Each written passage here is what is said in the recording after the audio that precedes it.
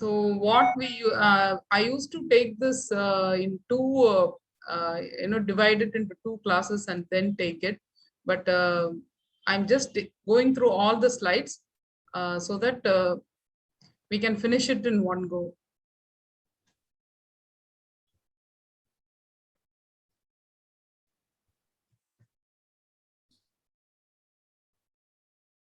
The slides are not moving.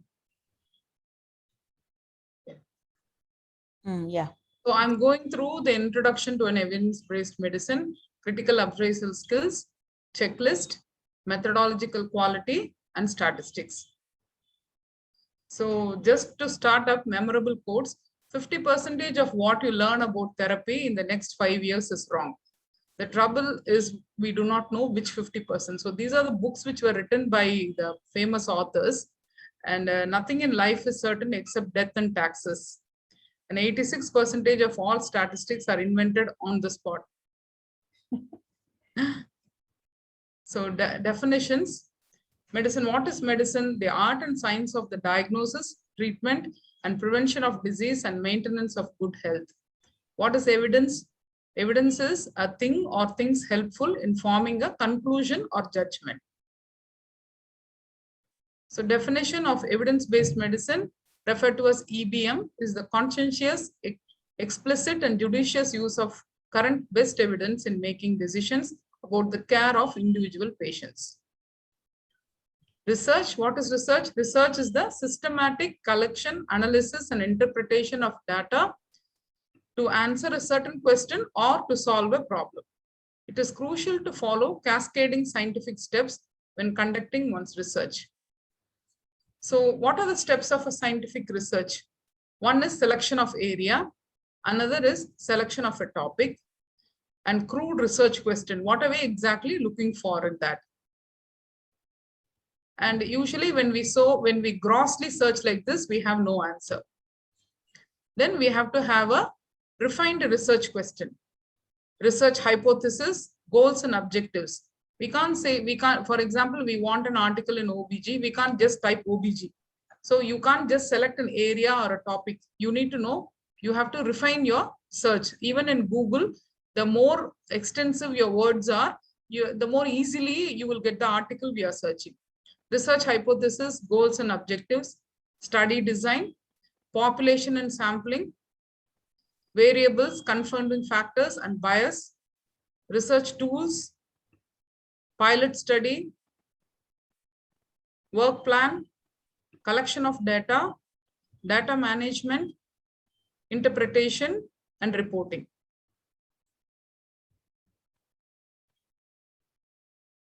So then once we have this idea, we have to do the literature review. Once we do the literature review, we'll have some answers found. And then we think that we don't have to go beyond this and no need for the study because we found the answer. But actually it is not like that. So it takes it takes a U-turn and comes back as to again search for a different question. And then again a literary review. So it goes on. And then finally, when you take up an article and then study design is confirmed, population you have studied and then decided, and sampling, then you come to the ethical issues. And then comes the bias. After the bias, then you will decide what type of study you want to do. Once you decide that, then you come to this left side where you have the collection of data and data management.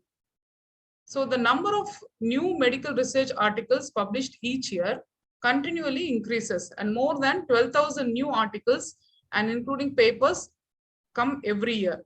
More than 3,000 randomized control trials are added to the Medline database each week. So the art of integration, evidence-based practice, all three will come together: clinical expertise, best research evidence, patient values, and preferences.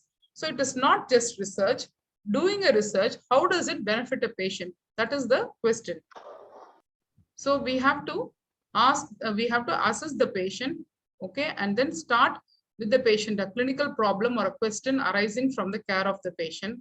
Ask the question and construct a well-built clinical question derived from the case. Acquire the evidence. First we assess, Then we ask the question and we acquire the evidence. Select the appropriate resources and conduct the research and appraise the evidence. Once you have the evidence, we have to appraise the evidence. Appraise that evidence for its validity, closeness to the truth, and applicability, usefulness in clinical practice, and apply.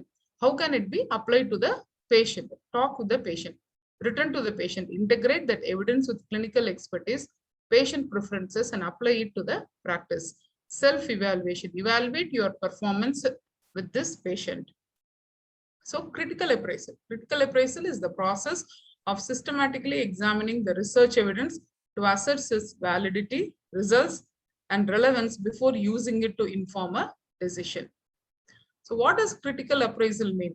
This is a process by which a reader can evaluate a piece of written material and assess whether it possesses validity. Validity means that is it close to the truth, and applicability, or is it clinically useful? So if you see this is a dot diagram where you can see 4 types. This is, you see, unreliable and unvalid. See, all the targets are outside the quadrants. This is unreliable but valid. And then, but what we are aiming at is the last picture, both reliable and valid. So statistical estimation is from the population which we study, we select the parameters, and then we take the random sample, and from the random sample, we derive the statistics. Every member of the population has the same chance of being selected in the sample. And then from the parameters that we select, we develop the statistics as to what we have to study. So daily need for information. So why evidence-based medicine? Because of the daily need for information, inadequacy of traditional sources of information, disparity between our diagnostic skills and clinical judgment versus up-to-date knowledge and clinical performance, and develop skills for a lifelong learning. So why should we bother? Journal papers are the current evidence. Textbooks are always at least 5 to 4 years out.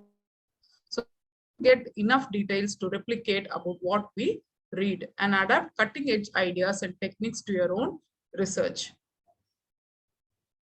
Traditional approach has been criticized for a number of reasons.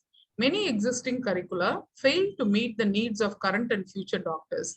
It creates an artificial divide between the basic and the clinical sciences. Time is wasted in acquiring knowledge that is subsequently forgotten or found to be irrelevant. The acquisition and retention of information that has no apparent relevance can be boring and even demoralizing for students. So this is exactly what we do when we take a very big book and then we tell them this is how you should read, and you will have to finish this before you finish the course within 3 years or 2 years. So it can be really boring because each author would have written that particular chapter without being updated, maybe some 5 or 4 years back. And then we think that that is how it is. But then if you see the journals that have come related to the topic, we know how much the particular area has advanced.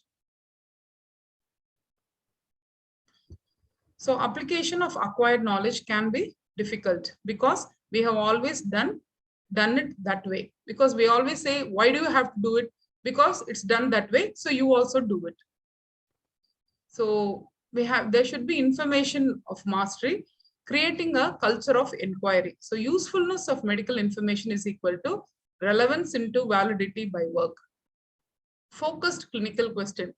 Among a 50-year-old woman with a family history of breast cancer, does hormone replacement therapy as compared to the placebo reduce the risk of Alzheimer's disease? So this is how a normal question could be. So it depends on what is interesting you in this question, what sort of study you want. So you can take any question in this. For example, you can study the age group who have this problem, or the hormone replacement therapy, does it work for this woman, or the placebo, or which reduces the risk of Alzheimer's. Like depending on a question and what you want to do, you can select the study. Type of information databases.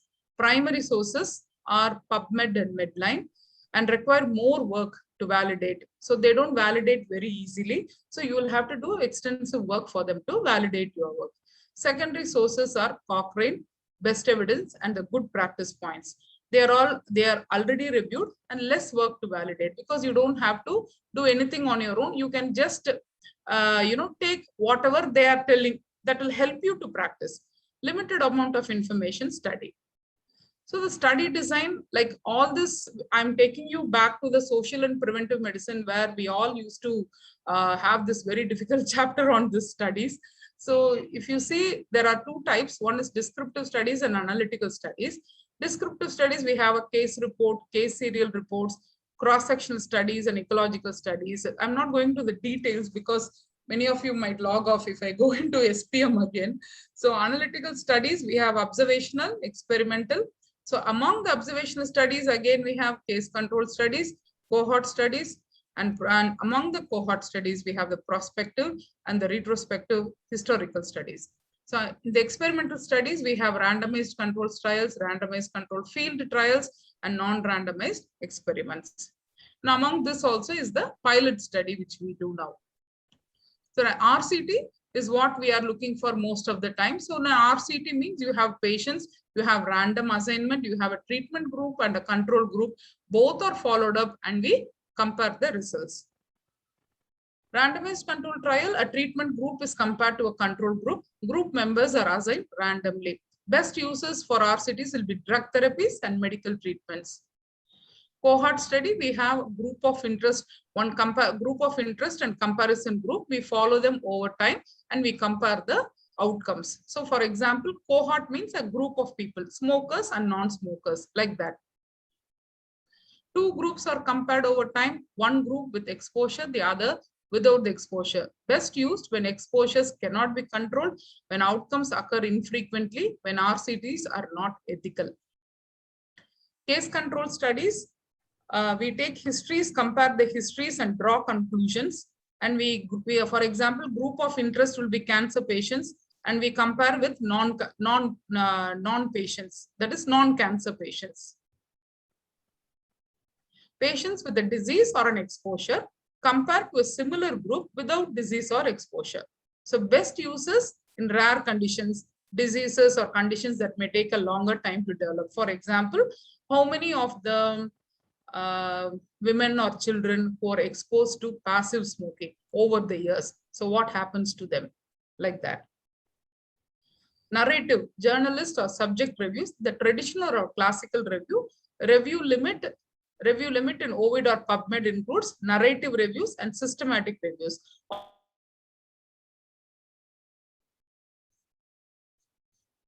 Indo, you are muted.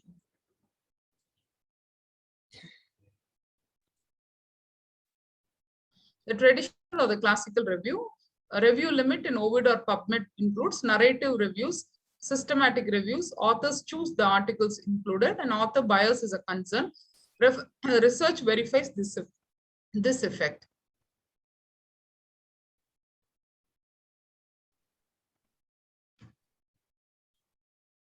So systematic review, reproducible methods to find and select the articles are included. Why? To decrease the author bias. So definition of meta-analysis, statistical analysis that combines or integrates the results of several independent trials considered by the analyst to be combinable. By combining the samples of individual studies, the overall sample size is increased, thereby improving the statistical power of the analysis as well as precision of estimates of the treatment effect. So this is what we usually look for. We look for RCTs in the first place. And once we are confirmed that we are quite okay with this RCT, which is close to the, the treatment which you are looking for, then we look for the meta-analysis. So meta-analysis puts a lot of RCTs together and gives us a better conclusion or a practice point for us to change our practice. So type of question which will lead to the best study design. So if you are going to go for a diagnosis, then the best type of study which you could do is a cross-sectional study or a prospective blind compared to the gold standard. And then therapy, if you are going to compare a therapy, then RCT, cohort, case control or case series can be done. You want to study the prognosis, a cohort study or a case control study or a case series, or any etiological factors you want to study, RCT is the best. Preventive factors you want to study is again RCT. So clinical examination, cross-sectional study, prospective blind comparison to gold standard, cost benefit, economic analysis. So reading a scientific paper, so whenever we take a paper, you have to start with asking the questions only first. So get into the question asking mode, like doubt, you have to doubt everything. And then you have to nitpick and then find fault. Just because it's published, it doesn't mean that it is a right paper. Get used to doing a peer review.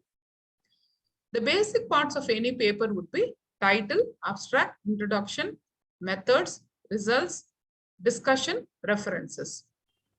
So in an abstract, what does an abstract say? Abstract summarizes only, often only partly read. Don't act on the abstracts alone. Structured abstracts are not. They have the norm of a background, method, results, and conclusion. So abstract also should have all these. So introduction of any article will have a context, what is already known, supporting literature, citations, and gaps in the literature, the research question and aim, newness, and relevance to the field. Methods of any article will be steps taken to gather the data, to analyze the data, statistical methods, and whether they are replicable or not. Results. Results will be based on report of the data, tables and graphs, statistical results, and no interpretation. Discussion part will have interpretation of results, answer to research question, whether the goals have been met or not. Often includes relation to previous research, limitations, and future directions, which should allow other researchers to replicate the study. It actually will be abstract, discussion, introduction, methods, and results. Everything will help. Limitations of the study are found in the, again, it is found in everything. It will be seen in abstract, discussion, introduction, methods, and results. 3 questions to get your bearings. What was the research question? What was the research design?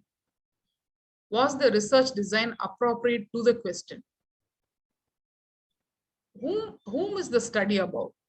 So these are the questions which I'm asking are the questions which you are supposed to ask in the article, and everything should have an answer from the article. At least 7 out of 10 questions which you ask should have an answer. How were the patients recruited? Who were included? Who were excluded? Were the subjects studied in real life circumstances? Was the design of the study sensible? What specific intervention or maneuver was being considered, and what was it being compared with? What outcome was measured and how? Spotting the study design. The type of study can generally be worked at by looking at 3 issues. What is the aim of the study? To simply describe a population, that's a descriptive study. To quantify a relationship between 2 factors, that is analytical study. If analytical, was the intervention randomly allocated? Okay, if it is randomly allocated, it is a randomized controlled trial. If not, okay, it was seen to whom, what, you pick up the patient and you know which patient is having what intervention, then it is an observational study. For observational study, the main types will then depend on the timing of the measurement of outcome. So our third question is, when were the outcomes determined? Sometime after the exposure or intervention cohort study, or at the same time as the exposure or intervention, or before the exposure was determined. So if before the exposure was determined, it's a case control. It's a case control study. So study design, again, I put this slide previously also. So once the study design, once you read up the study, you have to know what type of study it is. Was systematic bias avoided or minimized? Bias is the difference between the study result and the truth. So intervention group and control group. So study participants are divided into 2 groups. So in the intervention group, was the outcome present? Whatever you wanted. In the control group, was the outcome present? Yes or no? So recruitment bias might be there, allocation bias might be there, maintenance bias will be there, measurement of outcome outcome, blind or objective bias. All this we have to see. Randomization. What is randomization? It is a process by which each participant has the same chance of being assigned to either intervention or control. Size of the sample, where the preliminary statistical questions are raised. What is the size of the sample, duration of the follow-up, and completeness of follow-up?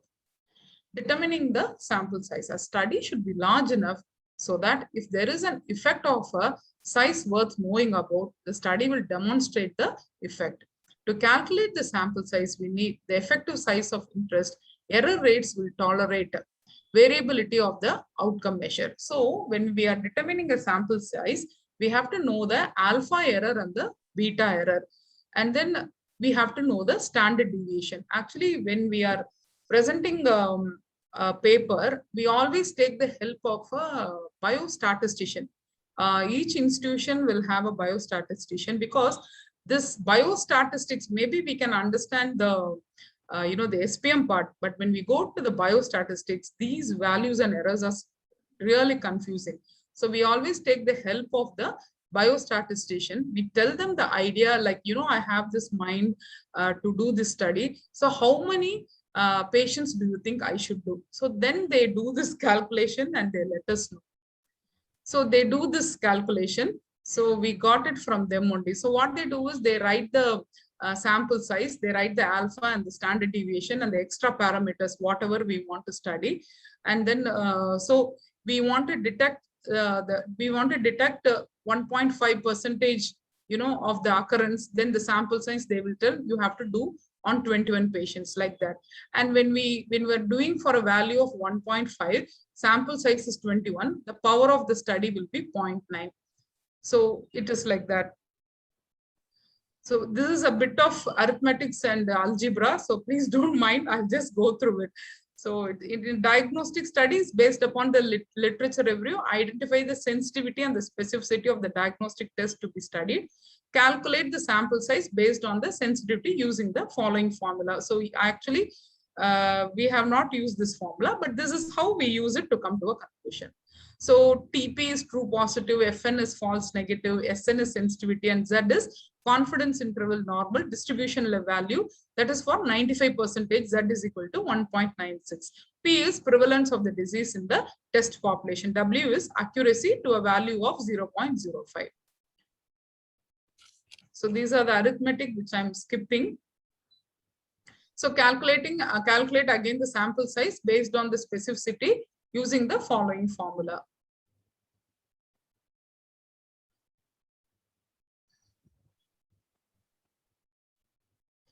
So N is for sensitivity, 95%. If the population which we have studied is like this, if interested in both sensitivity and specificity, then take a higher number of patients or subjects.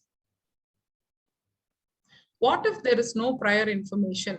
Instead of saying sample sizes are not provided because there is no prior information on which to base them, do this instead. Find previously published information, conduct a small pre-study. If a very preliminary pilot study, sample size calculation usually not necessary. So what we do is, like, especially in reproductive medicine, when a new product is being tried in the market, what we do is a very small preliminary pilot study. So for example, intrauterine GCSF came a big way in 2015. After Gleischer published his first article, then everybody was so excited about it. So even we used that in 2015 itself, we used for about 20 patients. One of the fellows did. And then out of the 20 patients, then 4 of them had conceived. Conceived with a better reasonable endometrial thickness. So when we don't know what the sample size or how the product works on the patients, then we can always go for a previously published information for any small evidence, or a conduct small pre-study, like maybe 10 patients we can do. And then we can do a preliminary pilot study, which only says about the observations that you made in your own institution. But this cannot be published as a paper, because the sample size is not enough. So comparison of rates and proportions. We need larger sample sizes when trying to detect differences between the proportions. Reasons: 0 to 1 data are less informative than continuous data. Use binomial distribution rather than normal distribution. So this is how the statistician does the job. Okay. So the null hypothesis, sampling distribution, and increasing the statistical power. So what they do is we tell them the observation which we want to study, and they will give us the sample number. So if that sample number is good enough for us, we can do in our institution, means we can take up the study. But otherwise, because we may not be interfering in every protocol that we do, most of the time we test our practices, like we go back and do retrospective studies. Retrospective studies are good as long as the sample size is good and the duration is long. So for example, a 5 to 8 year old period or a 10-year-old period where you are comparing two particular practices which you have changed over the time, then that sort of a retrospective analysis is good. So types of data are independent data, each observation from a different subject, paired data, 2 observations, before and after same intervention, left and the right eye, for example, in the same subject. Clustered, multiple observations on each subject. When designing study and conducting analysis, we need to use methods appropriate to the data that we are collecting. So this is something which we insist on every student to understand. This is a gate-like critical appraisal. So what we do is they have to fill this up, like who are the participants and what was the exposure group, and then comparison. This is given, everything is given in the internet, but you can just note it down as gate-like critical appraisal, so that when you have time, you can go through. When you take this flow chart and you write according to the words that are given here, what sort of a study and what sort of thing, then finally the outcome, whatever you're looking for will automatically come. And another thing that is important in a study will be a relative risk or an odds ratio. So what happens is you have a risk factor, you have a particular population exposed for that risk factor is 168, for example, out of the subjects, and then who are not exposed is 386 for any condition. So the relative risk, the relative risk will be RR will be 60 divided by 45. So according to this calculation, they calculate the relative risk and the odds ratio. Both these are important. And then the third one is the forest plot. Forest plot is this. So you can see you have a division in the middle. You have the black squares and you have a diamond below. So the names, so what is a forest plot? The names are on the left, the first authors of the primary studies. So the names will be, okay, here. You can, if you go back to, so let me show you an example. So this is a forest plot. So you can see the authors' names will be here. And then you can, according to the weightage of the evidence, you have these squares and the diamonds. So what they mean exactly by that is, the black squares are relative risk or odds ratio of individual studies. The black square sizes will be weight of the each trial. Okay, and then horizontal lines are the 95% confidence interval lines. Vertical line is line of no effect. Diamond is the overall treatment effect. The diamond center is combined treatment effect. Tips of diamond are 95% confidence interval. So that's what it means. When you repeatedly see the articles, you yourself will understand. So this is how, depending upon the weightage of the evidence, these blocks will be to the right or to the left. So interpretation of RR and OR. OR and RR should be accompanied by the confidence interval. So in any particular study, you should have the odds ratio, the relative risk, and the confidence interval. All these 3 parameters should be there. Okay, RR or OR, if it is more than 1, there is increased likelihood of the outcome in treatment group. If it is less than 1, decreased likelihood of outcome in treatment group. If it is equal to 1, then it is no difference of outcome between the treatment and the control group. I don't know how many of you are understanding, but this particular thing, grossly you have to know that if it is equal to 1, if the study says that RR or OR is equal to 1, then there is no use of any intervention. That's what it means. And confidence interval means value 95% confidence intervals are commonly used. 90 or 99% CA are sometimes used. So the width of the confidence interval, this 90, 99, 95%, it indicates the precision of the estimate. The wider the interval, less is the precision. So CI includes 1. No, if it is 1, then no statistically difference is there.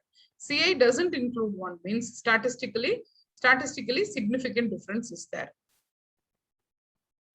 Number need to treat is another parameter. Relative risk is risk in treatment group divided by risk in the control group. Absolute risk reduction is another terminology. Risk in the control group, risk in the treatment group. So the need to treat is expressed in clinically relevant way, 1 divided by absolute risk reduction. Okay, so this is a heterogeneity paper. So what does it mean? Heterogeneity means that the results of each individual trial is incompatible with the results of any other. So like this, each one is different. Why medical statistics at all? Medicine is a quantitative science, but not exact, not like physics or chemistry. So we can't quantify that this treatment, because of this treatment only, this particular effect is seen. So if we use, for example, coming back to our own thing, one particular patient might respond well to estrogen tablet 3 times a day. For 10 days, she will get the same type of endometrium. But some other woman may not get the same. So we cannot quantify a person's treatment and the medications and her body that this much will act for that. So each one will differ. So it is not a physics or a chemistry. It is always a customized thing. Statistics is about handling and quantifying variation and uncertainty. So that doesn't mean that we can't keep on giving them 6 times a day or 8 times a day a particular medication. We have to stop it somewhere. So we have to draw a line to say that more than this can be more harmful than being beneficial. So to have that particular effect only, we are reading this medical statistics. Statistics will tell us when to stop. So variation characteristics much of medicine. Humans differ in response to exposure to adverse effects. Example, not every smoker dies of lung cancer. Some non-smokers die of lung cancer. This we repeatedly see. Alcoholics have no problem.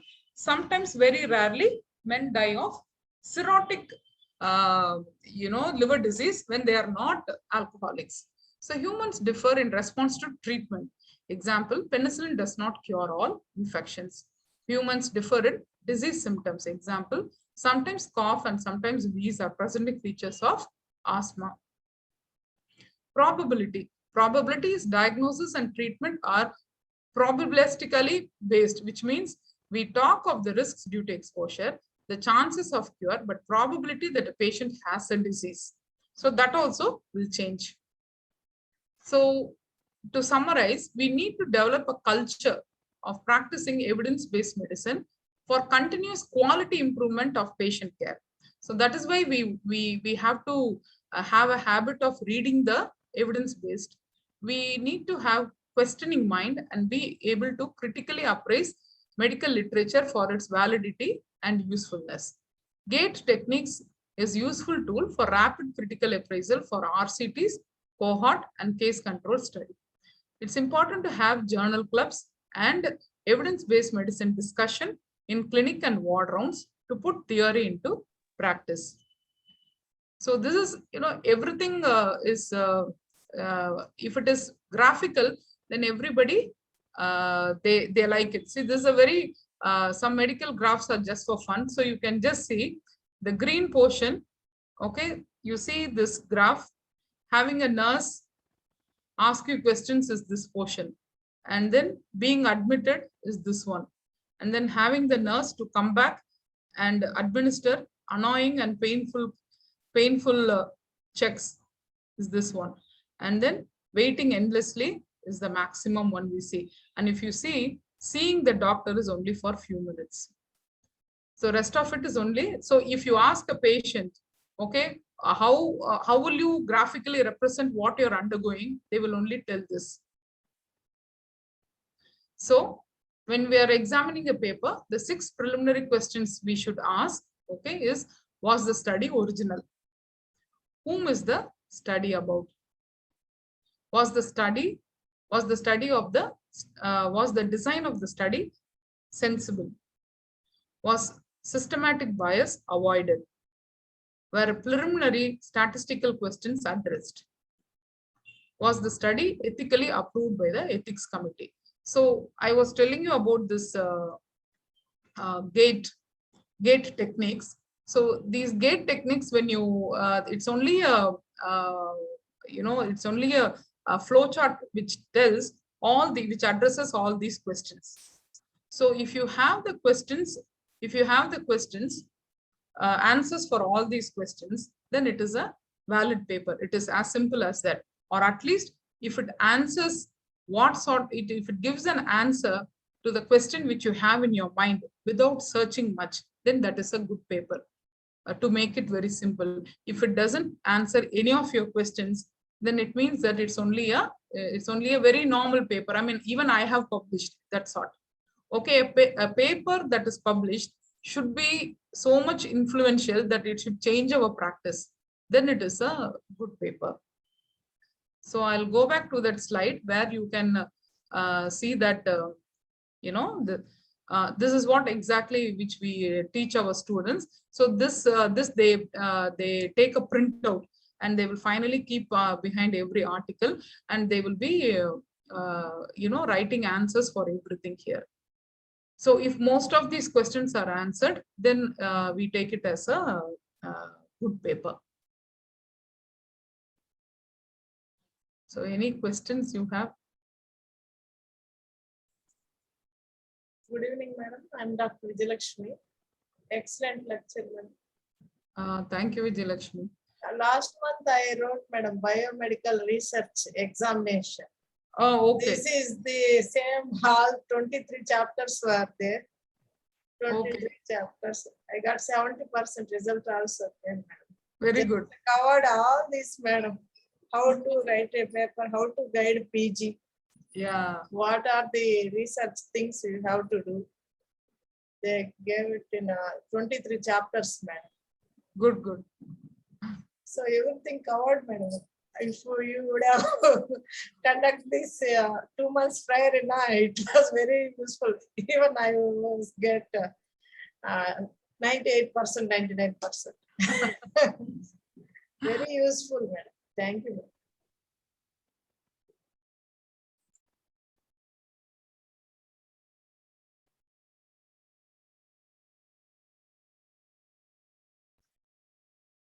So how many of you, of the participants regularly go through the articles and update yourself? Do you have time, or you can share your experience? Madam, on and off, if there is any variation in the protocol, then only I see. Okay. So if you want to collect evidence, then you will start searching. Is it? Yeah, madam. That's why, madam. From now onwards, I have to do like that. Yeah. So sometimes when even we always discuss about our own practices with the others or compare with, I was asking madam when I just logged in, like, how do you manage when such and such a thing is there? So literature will tell an entirely different thing, and what we are doing is something very different. So I always like to know what the other, see, most of the papers which we study are UK and US. Most of the time they are Israel or US, UK, or some Middle East countries. But Indians do a lot of work, but the papers are a bit less, and the numbers are also less. So we should. I think we should publish more papers. Whatever data we have, they are good.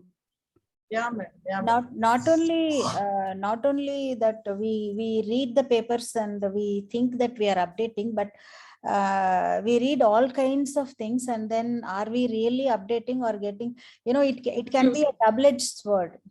Mm. Like you presented, no, I know it will be, we need probably one more lecture to to understand what This is, usually we take two parts. I know. Yeah, I had around 90 ROR and slides conference today. interval and all those things. Probably we'll have for in every from next journal club onwards, a little bit we have on this. So that if we read one paper, whether to just because it's a paper, it is not like it's as if it's in a Bible and then we can't say it is right and then immediately start using it. So we should know how to tell the difference. Asha ma'am, good evening. Hi. Hello, For the ma'am. first time, I'm logging into your journal club. I'm enjoying it. Thank you, ma'am. Thank you. Okay, thank you. And you said it right, Vani. We have to read a lot and we have to also produce papers. Yes, Yeah. yes. And we have a lot of data and we're not producing papers. So we have no respect abroad. Yes, ma'am. Because That's what I was we telling, have because no we always papers. compare with the US and UK and Israel papers, but then we do a lot of work, but the Now publishing lots is of less. papers are pouring out of China. Yes. China, yes. Now China China can is do, we leading. can also do it. Yeah. We use all made in China. So much. So yeah. So now we have, I think, some idea as to how to read a paper as soon as we read a paper. And I think every journal club will have a short discussion on this, 5 to 10 minutes, and then from now on all the articles will go through that format. Yes, ma'am. Gate, ma'am. Gate format. The last 2 weeks back, Dr. Janani has done, no? Yeah, she did. Janani, are you there? Janani, I saw she logged in. Yes, ma'am. Hi. Good evening, Do you ma'am. do you Hi, want ma'am. to say anything? No, Janani, how did you, after reading up that article, how did you fill that gate form? You just tell us once. actually, that article is, that gate format is mainly for RCT, ma'am. Yeah. So I did what I did presented was about a target trial. So I that doesn't fit into that gate format. So I didn't use that. So how did you go about? Yours was the very nice one last time. We had Actually, I so was many not. questions asking that paper, no? Yes, ma'am. Yes, ma'am. Basically, because during my first read, actually, I didn't understand anything about that paper. Yeah. Because it was highly confusing. Because how did they go about this, and I didn't have any idea. Then later I started googling about this. What is target trial actually? Then I came to know about target trial because it was done in a lot of, especially in gastroenterology and orthopedics. Lot of target trials they are, meaning it's upcoming. So then Simulating a target trial, you mean? Right? Yeah, simulating a target trial. Sorry, emulating. Yeah, yes, ma'am. Emulating a target trial. So then there is a big video in YouTube, ma'am, about this simulation of target trial and how to read that paper in YouTube. Okay. So I just went through that YouTube video. Then I could, then after that only I could somewhat understand, okay, this is what they have done. And then I just that is exactly what she's done to understand the trial which she was presenting. But for anybody who's randomly selecting a paper and wants to understand what am I actually looking, is it a good article for me to read through at least, or should I finish all these 12 pages? For that itself, those 6 questions they should ask, ma'am. First, they should ask, what do I want? Have they studied about that? So if the answer is yes for all those 6 questions, then it is a first yes to go through the article. Once they go through the article only, they will have the answers for all the type of questions that I have put in the beginning. Like what was the number? What is the sample size? What is the statistics which they have applied? What is the type of population? So like that. So before entering the article, you have to have the 6 questions asked. Then if you have the answers, then you go into the article. Once you go into the article, then you have all those questions. Like that, you have to read. And finally, you have to aggregate everything. And each question should be answered. Has it given me an answer? like that. Then it is a good RCP, like that. Yes, ma'am. So any time when we read article, first we have to read the introduction part, and then directly we have to go for discussion so that we will understand it better rather than going into methodology. So once in the discussion, we will get an idea after reading the discussion. Later, if we go into materials and methods and see if we read in that order, because Madam Indumathi Madam also has put in one slide about this order. So it should be in that order: introduction and discussion. Then if we read the materials and methods, then we will be able to find a lot of loopholes. Okay, why didn't they do this like that? We once we read 3 or 4 times the same paper, we will be able to find certain limitations. Yeah. Yeah, she did present that order, no? Yes, ma'am. Okay. And asking the questions. So unless it's answering, it is not. Yeah. Okay. So anybody else wants to clarify anything? Of course, in every journal club from now on, we'll have a small discussion on this so that Yeah. at the end of few journal clubs, we will have a better idea because so much statistics in one go, it will be very difficult. To Yes. comprehend. It is, you know, this is whole 75 pages in SPM Yeah. book, which I have put in one PPT. Yeah, I know. So just that's actually probably- the longest chapter which we read, the description and analytical studies, Yeah. and the population and demographics is the longest chapter. If anyone remembers SPM, you know, it's the biggest chapter there. Yeah. So we can just have a 10-minute a specific point. Means learning, a specific point of learning on this statistics or whatever, and then we'll have our as usual we have we can have that. We will have a topic and then discuss so that and then once we keep doing the topics in that manner, then we'll get, I think we'll get perfect at it. Now one app is there, madam. Swayam app. Swayam app. Oh, You can enroll it, madam. They will conduct all those things.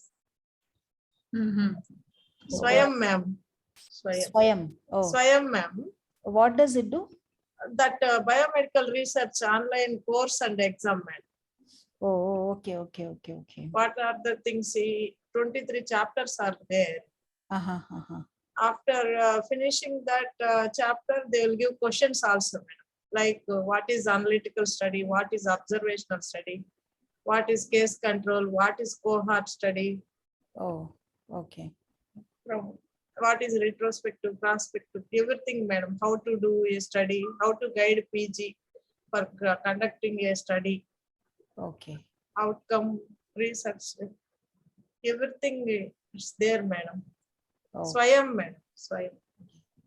Maybe if you put it in the group, we'll Yeah, see. ma'am. Yeah, ma'am. Yeah, sure, ma'am. Yeah, you can, if you can just share the link or. If it Yeah, is- ma'am. Sure, ma'am. Okay. Recently finished, madam. Last month. That's why. That exam they will conduct, madam. NTP. It's an online exam? Yeah, madam. Online only. Okay. They will give center also. You have to go there and write. Oh, okay. Mhm. Yeah, man. I'll put it in the group. It is You are very very well. useful, madam. For nowadays, I am going through the journals now. It's very useful. Till now, why I didn't go through like that? I was thinking after writing that exam. Nice of you, no? So you're making so much of effort. It's okay, madam. I'll put it in the group, madam. Okay. Everybody can enroll, madam. Okay. Thank you. Yeah, ma'am. Kavitha? Anybody else is there?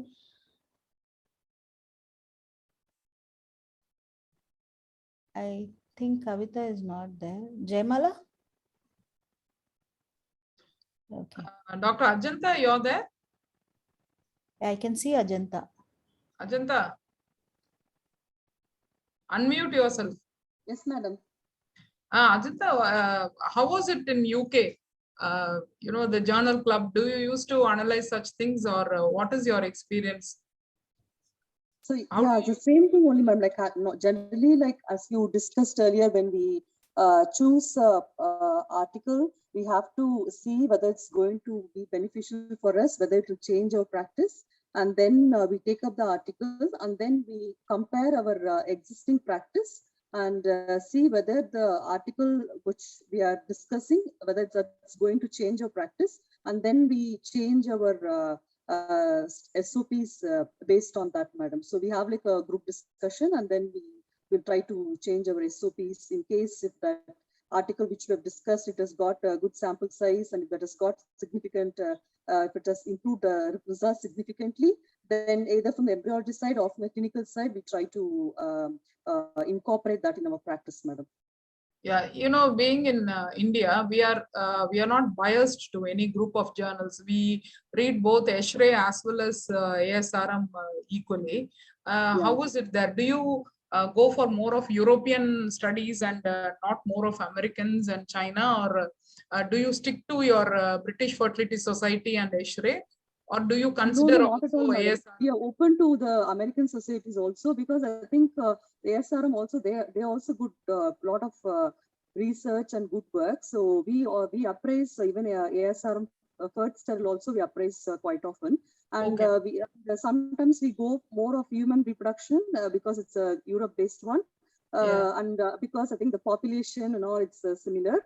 But still, we are open to all journals, ma'am, even from if it's a good RCT, and we rely more on the meta-analysis first. So if it's a good meta-analysis and if it's a good RCT, then it's like either it's from West or even other countries, we discuss about that now.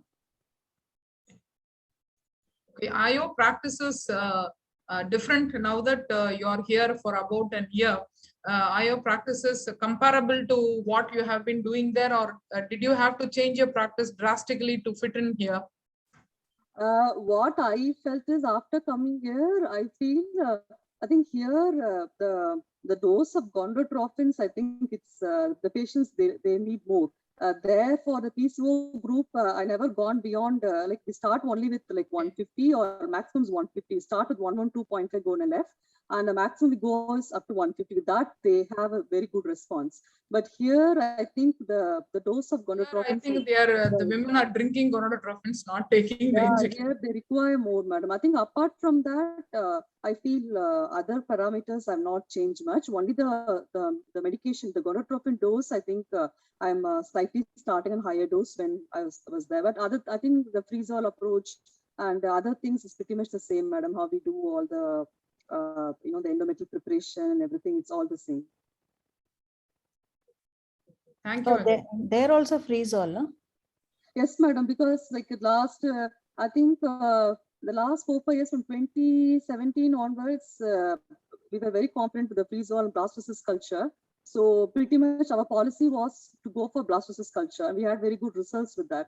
And day 3s, we keep it for patients who have like 4 ovarian reserve, and also for patients over like 38, close to 40, where we think they might not reach the blastocyst stage. Only for those patients we were limiting to day 3 transfers. For other patients now we go to blastocyst and we go for freeze-all approach. Okay. So dual trigger or dual trigger again, we were not doing dual trigger for all of them, madam. Like we were doing, if it's a normal responder and no risk of OHSS, we're doing HCG trigger. But in case of even the slight risk of OHSS, we always go for agonist trigger, madam.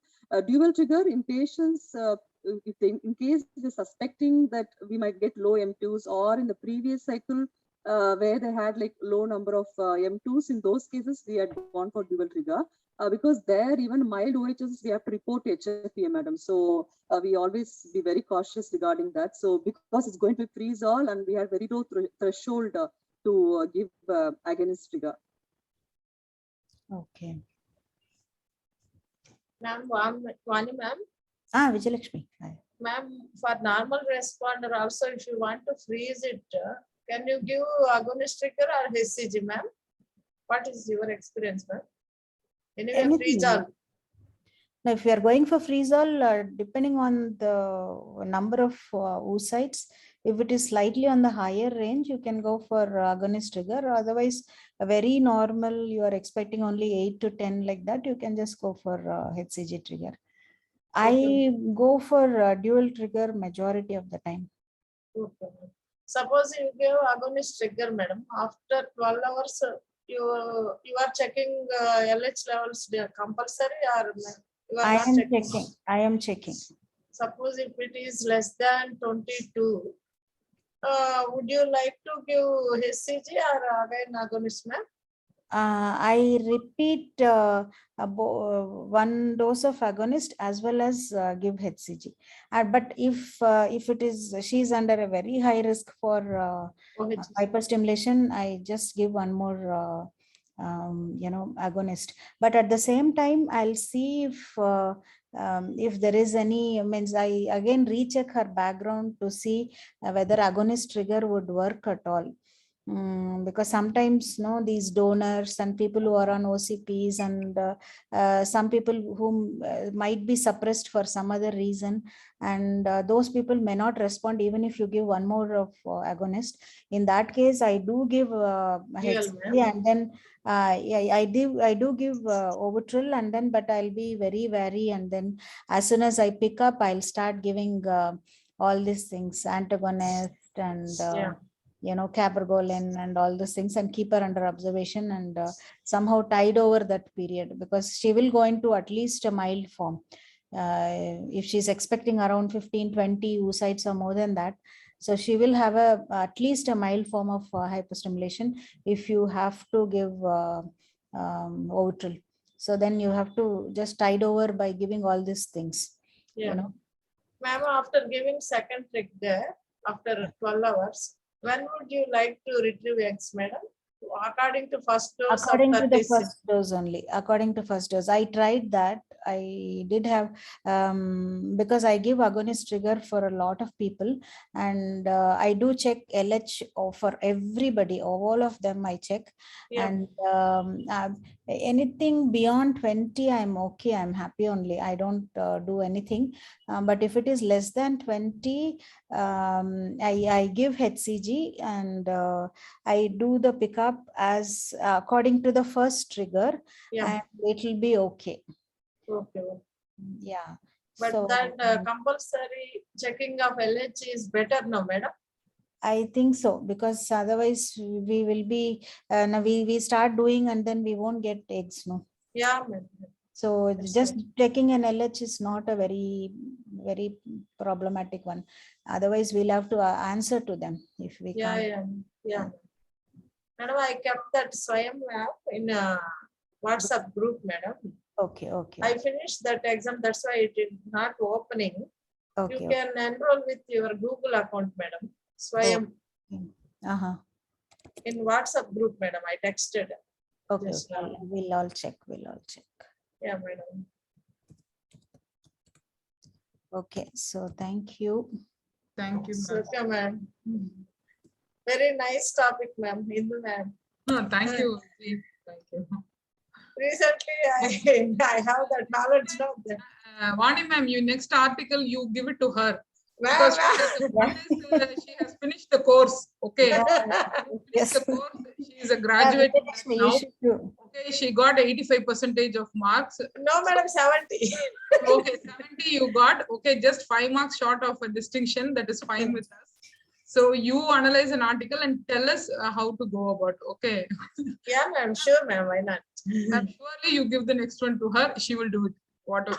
And then maybe next time we are doing only fertile sterile, ma'am. If possible, we can do HRU also. Yeah. We can. HRU, I think we have done. Last one is fertile sterile. Huh? Okay. I think previous one was human reproduction. I think. So far. I don't know. Somehow. Okay. So because HRU is by impact factor, it is much better than fertile sterile. So they will have more material to, they do with more clinical material. Okay. So, and then we have less Chinese authors. If you have noticed, you notice it next time. Okay. Madam, if you enroll in this Swayam app, now exam would be in October, madam. They will give 6 months time also. My God, Vijayalakshmi will make us You write think the Dr. exam. Vani will need an exam, huh? No, it will be useful, madam, for us.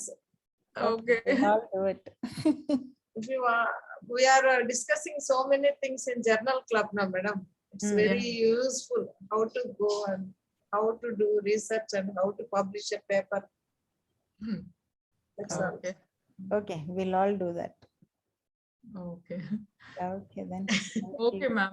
Thank you so much. Thank you. Asha ma'am, you want to say anything?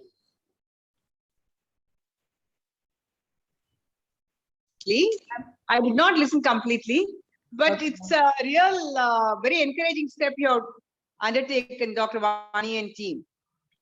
Lovely Thank you. discussions. Thank I had you. a visitor from Bombay, when Dr. Vandana Valvekar. Okay, So I okay. couldn't log in. Only when she left at 8:30, I could log in. Okay, ma'am. We have Next time I think I'll twice a log in month. Yeah. and discuss Please, more. please join us, ma'am, next time onwards. I will. I would like to do that. Yeah, I'll we'll tell my have fellows more also to discussion. join. Yes, ma'am. Yes, ma'am. Because a lot of lovely articles that are coming up. Yes, We can ma'am. share them. Yes, ma'am. Okay. Yes. Okay, Vani. Thank you. Thank Good you. night. Thank you, ma'am. Good Thank night. you, Good night. Thank you, Vani, ma'am. Thank you, Indu, ma'am. Bye. Okay, Vijay. You're the next person. Have in mind, don't forget. No, madam. Okay. Okay, Thank you, That's ma'am. my honor. That's my this one, madam. Blessing for Then what? It's a good opportunity. yeah Take it for and do me. it. With Okay. legends. No, I'm discussing. That's right. Okay, Who okay. is the legend? Legends. You Legend is people you know. only. No, madam. Not mine. Okay. I'm very fortunate to be in the group. That's it.